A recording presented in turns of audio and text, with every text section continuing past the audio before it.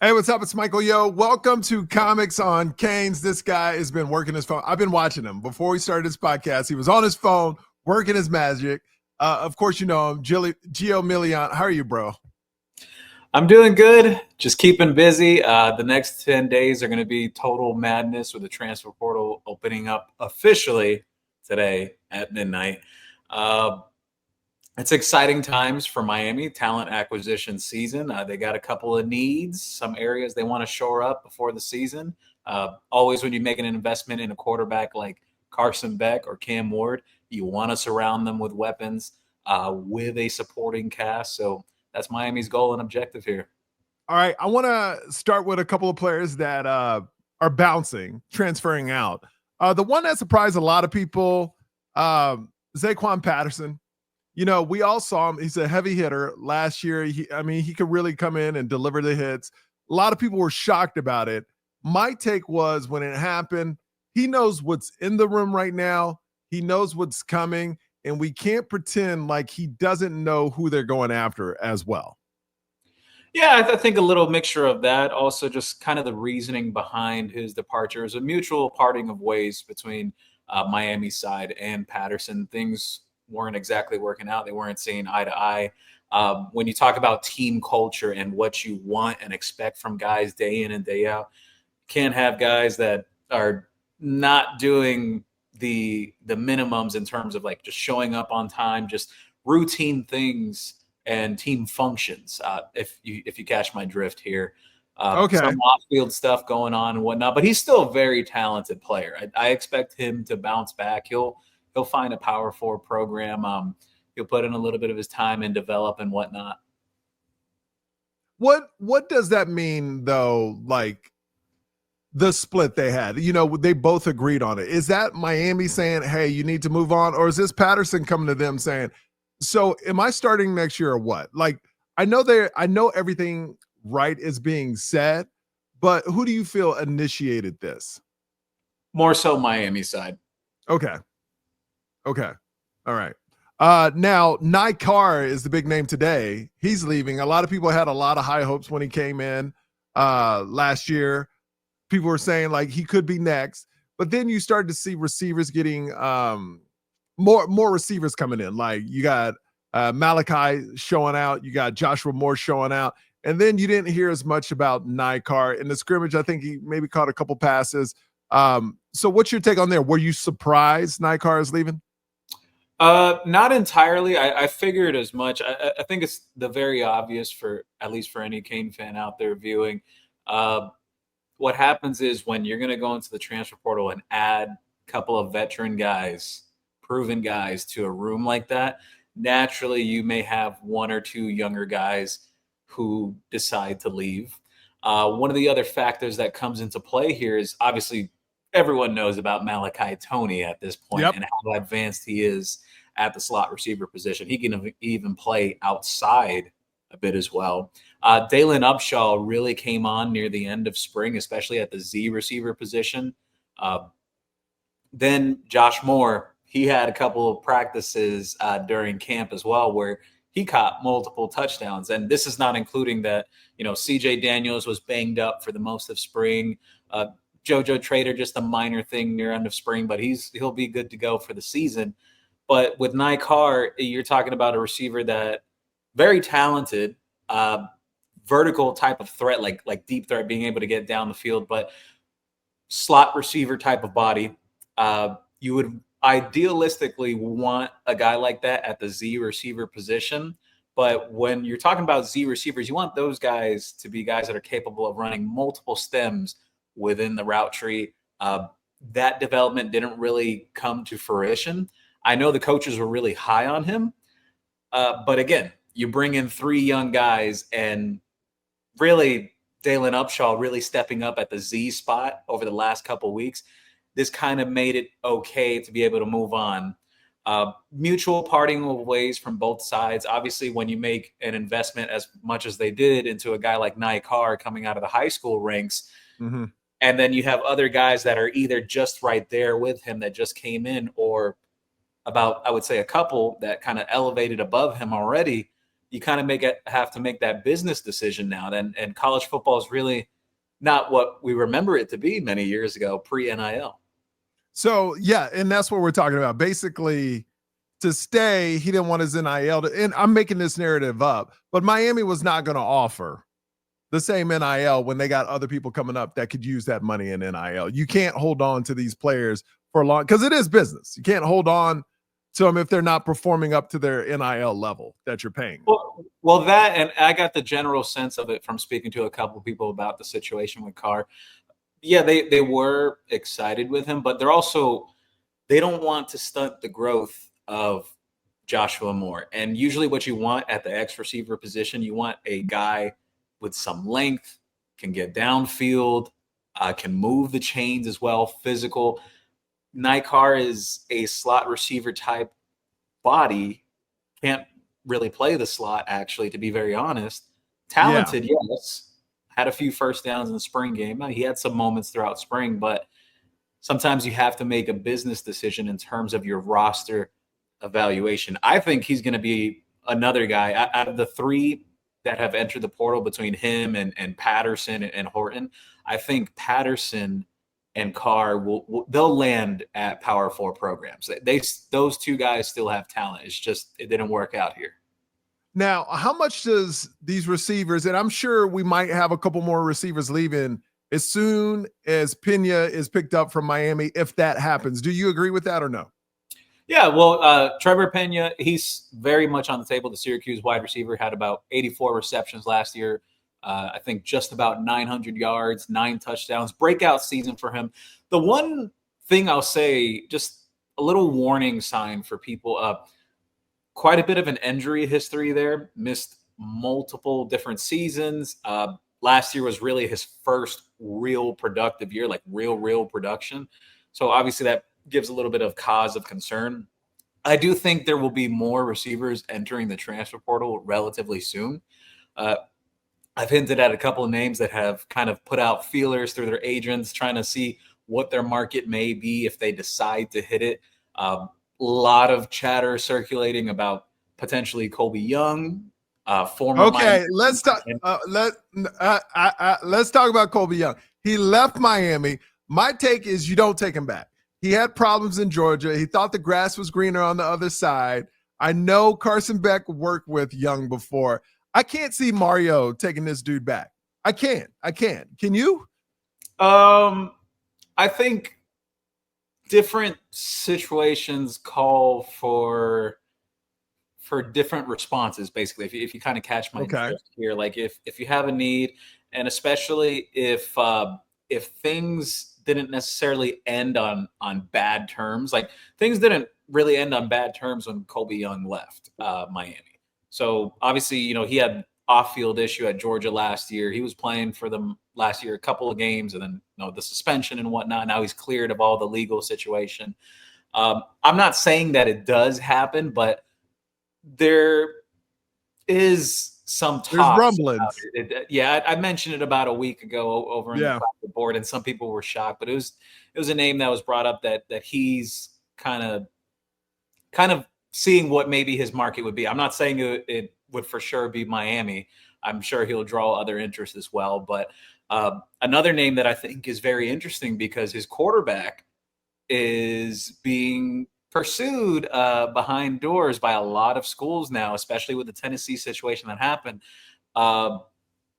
Avery Johnson from Kansas State, their quarterback, a lot of schools trying to get in through the door and go after him. He has a receiver that came out of Fort Walton Beach, Florida, has played college football for the last 2 years, has produced over 1,200 yards, had a breakout season last year, 834 yards, 5 touchdowns, 40-something receptions, in Jace Brown. Initially, I was told that he was very much confident in the aspect of staying another year at Kansas State. But now, when you include a potential scenario that if your quarterback leaves your program, things change very quickly and drastically when things like that happen. I could see Miami being interested in there if he were to enter his name into the transfer portal as well. But where is the rumors we heard, this big wide receiver that would blow the doors off that was the rumor when Carson came. There's going to be a receiver that's going to blow everybody away, that's going to come to Miami. Are those rumors going away now? Yeah, well, that receiver that there was a lot of rumors behind closed doors was there was chatter that TJ Moore was potentially considering what would be his market if he were to leave Clemson. From what I understand, he's going to return to Clemson though. And then Okay. the other guy, there's another Georgia guy that there's been a lot of chatter about, Noah Thomas, who played at Texas A&M a year ago before transferring to Georgia. From my understanding, he was extremely interested in Miami when he first entered the portal in the winter period. Just things didn't exactly play out great in Miami's favor. They didn't have a quarterback yet at the time and whatnot. Obviously, things change when you get a Carson Beck. I don't know if he's going to enter, but there is a lot of chatter about him potentially considering his options. Okay. Is there any other receiver that you've heard about, whispers that you can mention that might surprise us? None so far. Okay.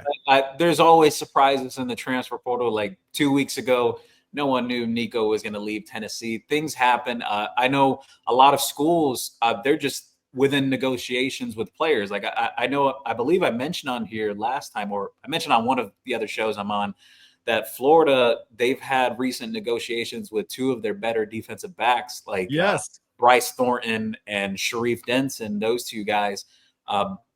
Trending a little towards that Thornton may stick with Florida.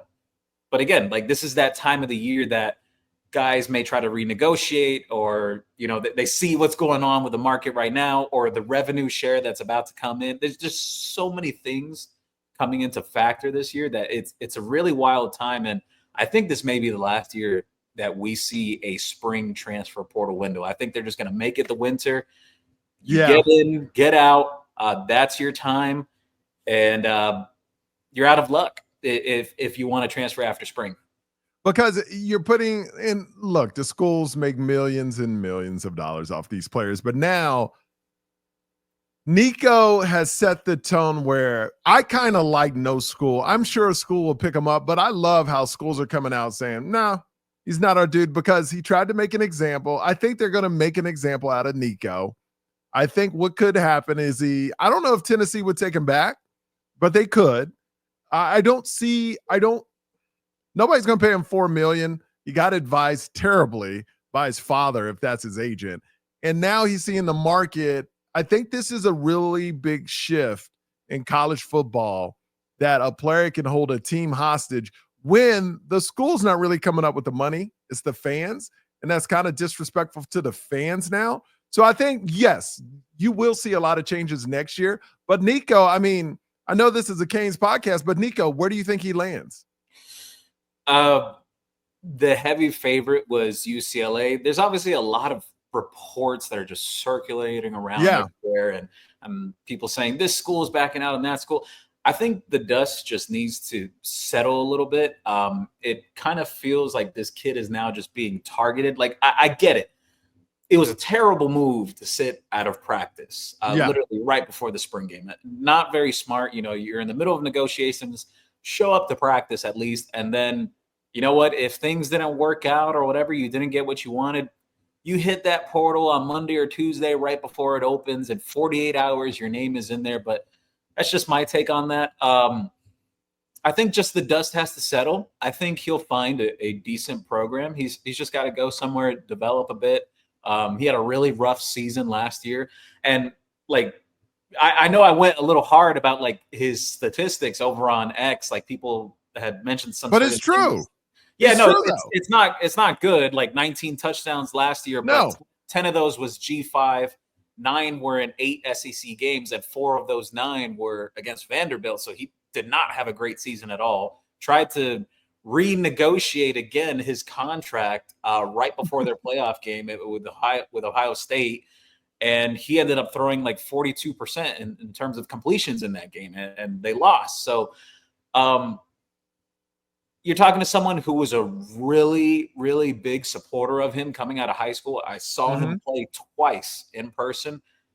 I thought he had phenomenal arm talent, but it just hasn't translated at the collegiate level yet. But again, he was a redshirt freshman last year. He still got a whole 3 other years he could use. He could still continue to develop and become great down the line. 100%. 100%. Would you, and now that I know he was redshirted, if you were Miami, and this is a made up scenario, and I see the boards chattering a little bit about it, but I know there's no truth to it. But would you pay him a couple million to sit behind Beck and compete next year for the starter? If Miami had that opportunity, would you take that opportunity? You saw Oregon kind of take that approach last year when they took Dylan Gabriel from Oklahoma, and then Dante Moore left UCLA, came over to Oregon as well. Now he's going to be the guy for them this year. I don't think Miami would go on that route. Like as based on what I know at this point, I just don't think they would go there. I know people have brought up like, oh, what about Jaden Rashada? Like I've said it countless times already that Miami's approach to that is that they're not recruiting him. Like at least right now, they're not on him. Yeah.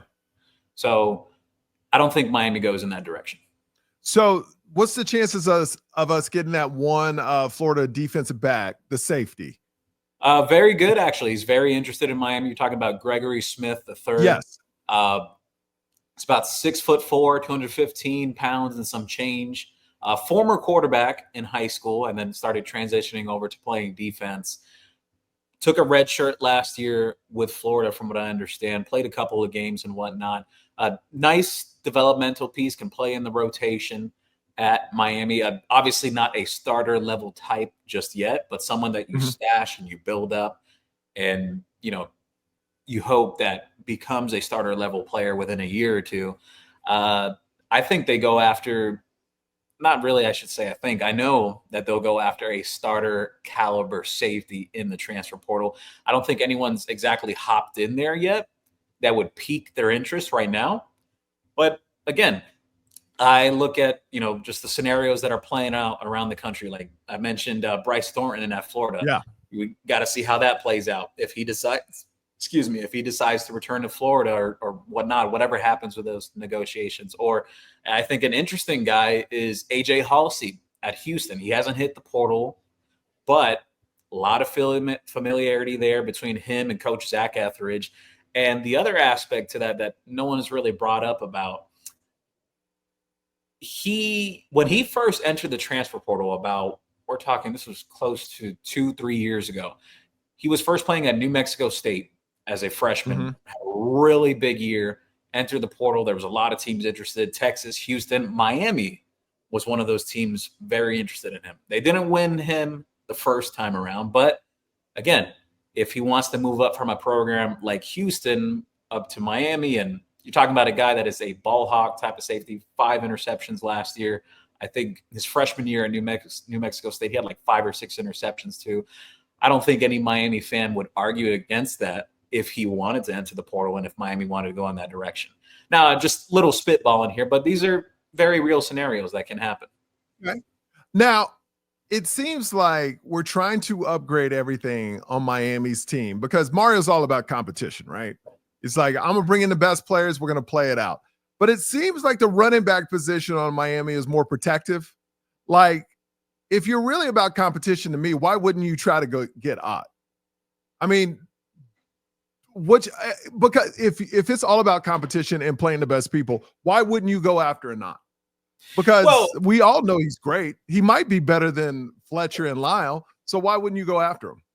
Well, what happens sometimes in those scenarios is some of those top flight guys, even before they enter the transfer portal, they already pretty much know where they're going to go, or they're down between like 2 or 3 schools. So Miami wasn't really in the mix there. And especially when you have Mark Fletcher and Jordan Lyle already in place, it's kind of hard to sell a guy to say like, hey, like you want to come in and compete with these 2 guys. Or his deal with Oklahoma, it's obvious that they tell him, hey, you're going to be the guy here. We're going to bring you in. You're going to play with John Mateer. We're going to try to get explosive on offense.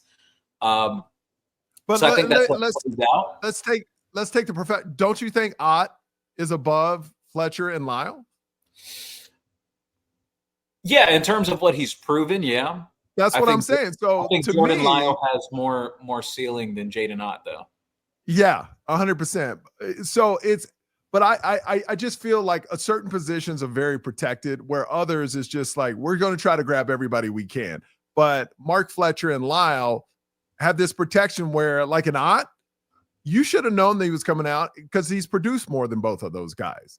And I know they're not in the market for a running back, but to me, this is not you competing with Fletcher. Yeah, you compete with him, but I believe Ott would have been the starter over Fletcher and Lyle, which would have caused transfers, which would have caused the fan base to go, why are we even recruiting if we're just going to bring in people every year? So it's a double-edged sword. And I get that.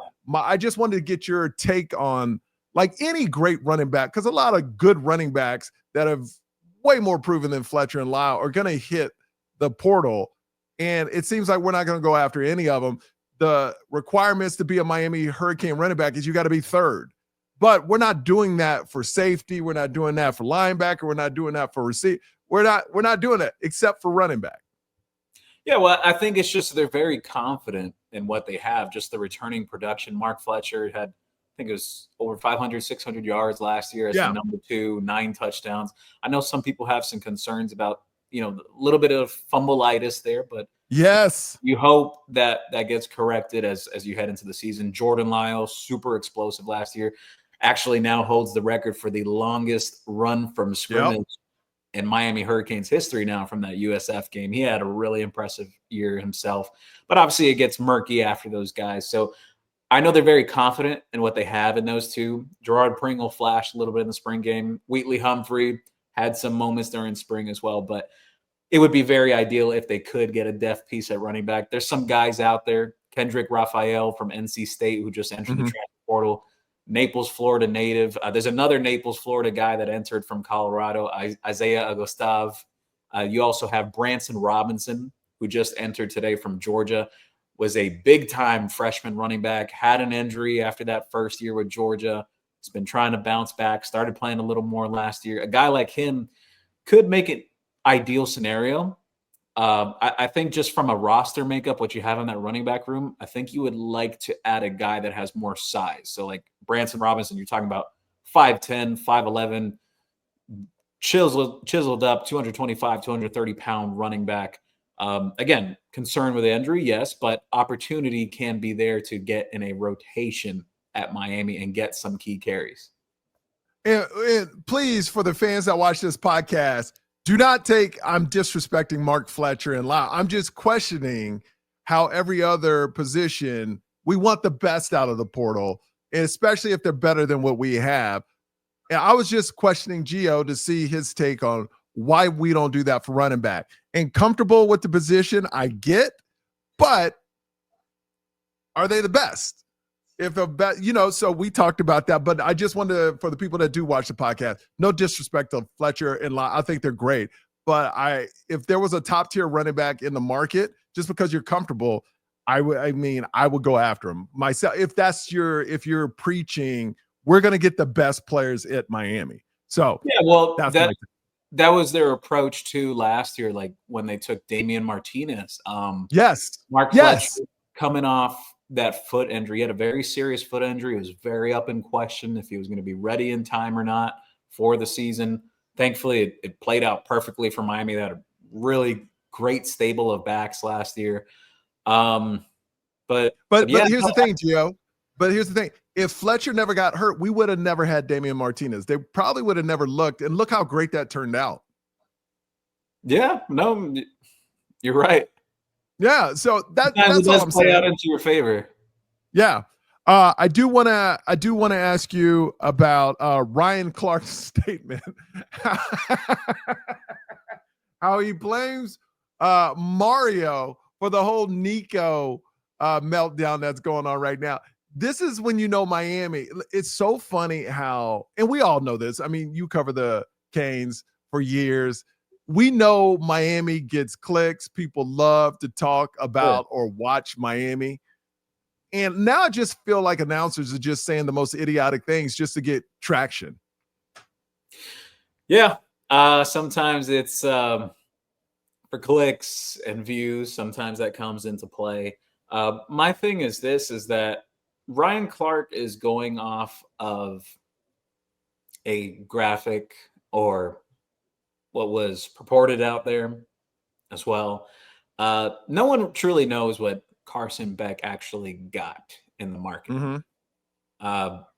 I could say this. I am well aware of this from speaking to people very close to the Miami side of things. I knew what Cam Ward got last year, like the rough ballpark, and the numbers that people were throwing out there. I would just scoff and laugh when I would see it on social media. I'm like, you don't even have a clue. Like the number you're saying is way out there. So I've said this a couple years back, actually, that sometimes the market gets inflated, that sometimes agents put certain things out there to kind of keep raising up that market more than it actually is. So, yeah, I just think it's ridiculous that Ryan Clark even brought up Mario Cristobal about it, because there's other coaches that have commented on it too. Marcus Freeman at Notre Dame. I know Brian Kelly's commented on it at LSU. I may be forgetting one other coach or so here, but well, how about Michigan paying all that money for their quarterback? Why don't he? And his son plays for Michigan. Why not use that school as an example? I don't know. You got the dude from Barstool paying for your quarterback at Michigan. I mean, what? Yeah. Hello. Let's talk about your home team, the team your son's on. Miami has always been in that certain position within the landscape of college football, whether they're good or bad, but they love it when they're good or when they're doing very well, because it draws views. It's a great go-to move. So before I let you go, I want to ask your opinion on this. I did a whole podcast about it yesterday. A lot of people, in the comments talking about it. There are two different narratives, and it's old, and I understand, but I think it affects Emory in a big way. There are two different narratives now that all the websites are going with the Cam Ward sitting out halftime of the bowl game. Right after the game, look, I'm going to say this, and I've said this before. I feel certain websites protect Mario more than others. Other people just, nice, but they're not into protecting Mario or the school as much. They just report what they can report. But then there are other websites that really protect a person. Right after that game, they were like, Mario came out, and really you saw he was frustrated. But the narrative that came out that everybody called Cam a quitter is because Mario didn't say at that time, this was discussed, that I was going to come out at half, right? So it looked like he just quit on the team. So the narrative coming out was this was always discussed, and we knew Emory was going to play, which made us judge Emory a lot harder. Now there's a new report that's saying, oh, no, this was not the plan. Cam shocked everybody and pulled himself at halftime, and those players that were going to play the second half, since Cam didn't play, they didn't play, which hurt Emory even more. What is the truth? Because somebody's lying. What do you think? The latter half of that, where someone's coming out with a brand new report out of nowhere, that is an absolutely bold lie. Okay.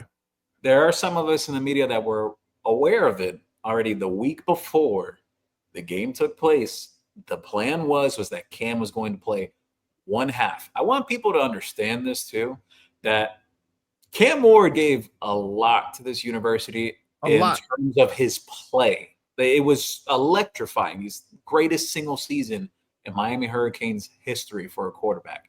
He was phenomenal to watch. He put his heart on the line. Yes. Miami really should have made the playoffs. It sucks that they didn't. And even after not making the playoffs, he still gave them a real puncher's chance to win that bowl game. He didn't have to play that bowl game. No, he didn't. He could have sat out like 250-something guys do every year that are draft eligible or getting ready for the draft, and they don't make the college football playoff, that they sit out and they don't play these games. But he actually played. So the plan was that he was going to sit the first half. Whoever is coming up with it again saying that, oh, no, he shocked everyone, it was not a Well, shot. let me ask you this. You're in that world of media, and I don't say you're them because you're totally on your own. You do your own thing, and that's why I love having you on. You speak your truth and you speak to what you know. Why would one website or now several websites report one thing and then change it? Is it because they're trying to change the story to fit the narrative to make Emery look better now so he can stay and kind of like, I mean, what would be that narrative when those people reported one thing one time and now changing everything to this time? What is the point of that? Do you mean like Miami Hurricanes media or just people? Miami like, Hurricane media, some outlets. I find it surprising. Okay. Not sure where they heard that from, but Okay. it was Okay. a week even before that was that he was going to sit Okay. out the first half. All right. Now, yeah. Before I let you go, because this has been awesome. Before I let you go, people can see Who Wants Smoke, your podcast, right? Yes, on YouTube at Who Wants Smoke _Inc. Myself and Amon Richards, we host a weekly show on the Miami Hurricanes. We talk everything from portal to recruiting nuggets, portal nuggets, things going on with the team, some inside stuff in terms of like how the team looks and whatnot, and just even a little basketball stuff here and there too. Some nuggets going on. The basketball program's got some exciting stuff going on right now in terms of and landing a top 50 recruit as well. I mean, it's crazy that's what's beautiful about NIL. I know it gets ragged on, but you could change a whole roster in one season and be a totally different team in a sport like basketball. And that's what makes it fun. Before I let you go, give me a headline we could possibly see next week. A headline. A headline. I've never asked you this, but like a headline, like Miami signs receiver. Some headline you think we'll be reading next week about Miami. Well, I think if people are hoping for something to happen quickly with Pena with Syracuse, I don't think that's going to happen. He's mulling over a couple of options. I know Texas Tech has some interest. Oregon. I've heard Texas in the past day as well.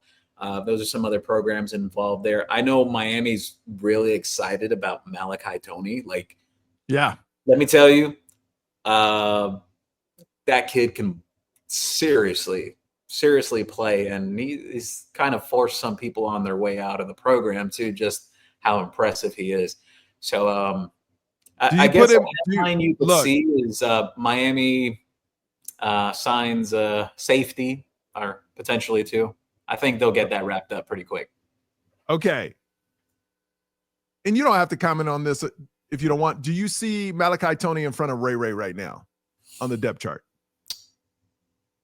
I think it's tough because this is not like disrespecting Ray either, because I've been very consistent with this. Like, fans have been saying, oh, but Ray, this and that or whatever. And I told people at the beginning of the spring, I'm like, what are you guys talking about? Like, from the day Ray arrived at Miami, he's been doing all the right things, like model student, teammate, has done everything he's needed to do in practice, extra time too after practice. The light has started to come on for him this year. He's become more consistent throughout spring. I just think Malachi Toney may be more of the complete receiver between the two. But Ray is an explosive player. I think if you scheme him up right, he could help Miami this year. I don't think he's a guy that's just a complete non-factor. Based on what I saw this spring, and speaking of people that saw the private portions, he really did step up this spring. No, I love Ray, man. After that interview, I love him, and I wish him nothing but the best. I hope he has a big year. Baby Jesus, hopefully he gets on the field. I don't think you can stop him from getting on the field, so it's going to be awesome. He's inevitable. There you go. Hey, Gio, thank you so much, my man. I really appreciate you. Thank you, Mike. Anytime.